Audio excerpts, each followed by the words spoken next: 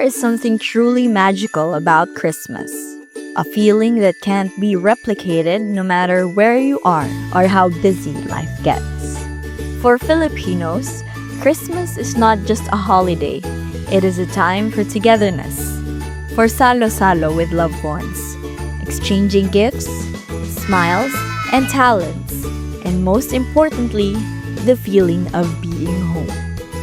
On December 13, 2024, the E.Aboitiz Foundation Incorporated hosted the second Pasko sa E.Aboitiz, bringing together its 6 neighboring barangays, namely Barangay Parian, San Roque, Santo Niño, Tinago, Tejero, and Padilla for a day filled with joy, celebration, and meaningful activities. With the theme Pagpauli, RAFI aimed to remind everyone of the importance of home, the place where we are rooted and where goodness begins.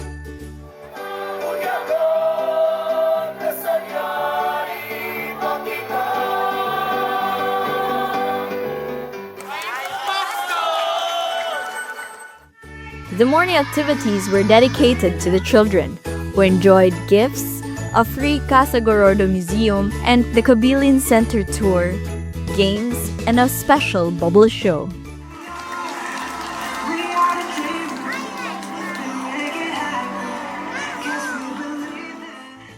Meanwhile, a medical mission offered vital services such as consultations, dental care, veterinary services for pets, and wellness screenings benefiting over 1,000 community members.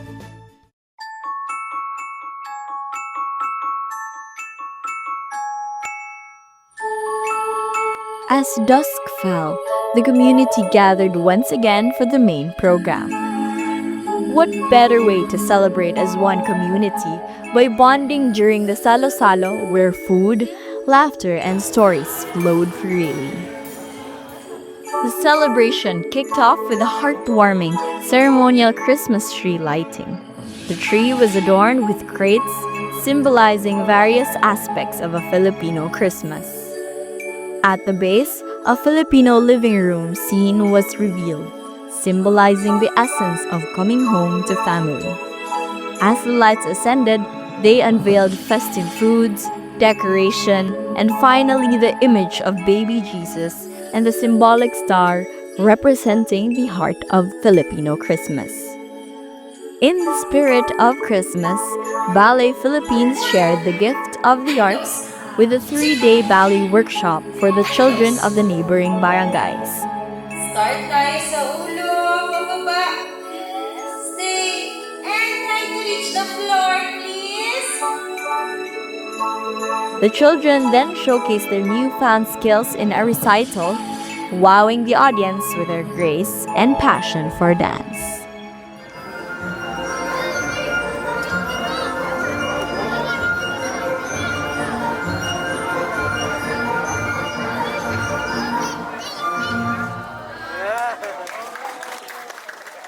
In the spirit of tradition, the Belen-making contest brought out the creativity of the 6 barangays, showcasing beautiful nativity scenes that honor the sacredness of Christmas.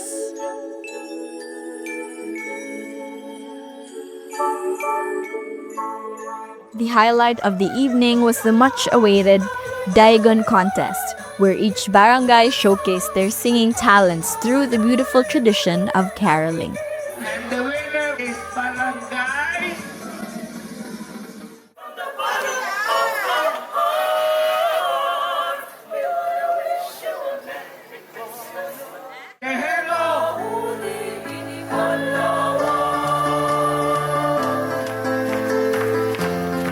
Barangay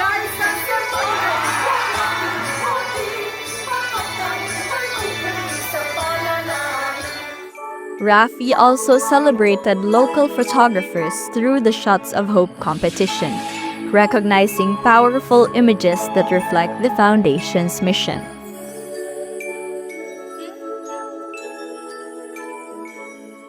In the true spirit of Christmas, Pasko sa E.Aboitiz was a celebration of homecoming, a reminder that no matter how far we travel, the true essence of Christmas lies in the warmth of family, the joy of giving, and the spirit of togetherness that binds us all.